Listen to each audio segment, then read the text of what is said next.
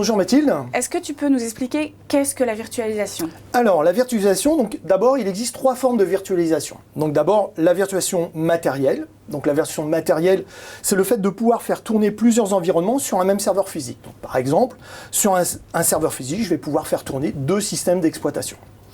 Ensuite, il existe donc la virtualisation de présentation. Donc la virtualisation de présentation consiste à exécuter des applications de manière centralisée sur des serveurs et à en déporter l'affichage sur des postes clients. Donc chez Microsoft, c'est ce qu'on appelle les services Remote Desktop Services, ou alors anciennement appelé Terminal Server, donc qui existait dans Windows Server 2008. Et pour finir, la virtualisation d'applications. Donc la virtualisation d'applications permet de distribuer sur des postes clients des applications métiers sans perturber le système d'exploitation.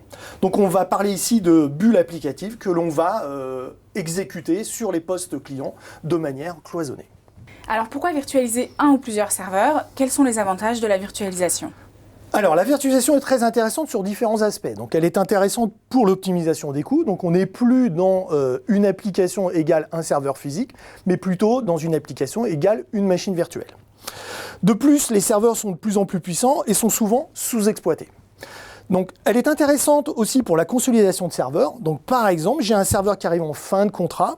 Je peux tout à fait convertir ce serveur en machine virtuelle, ce qu'on va appeler le P2V, et importer cette machine virtuelle dans un nouveau serveur qui pourrait éventuellement héberger d'autres machines virtuelles. Elle est intéressante bien évidemment pour les économies d'énergie. Elle est intéressante pour la flexibilité et l'agilité.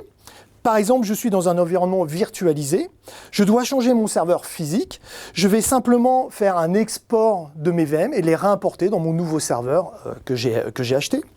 Elle est intéressante pour la disponibilité des VM, donc j'ai la possibilité de mettre mes machines virtuelles en cluster.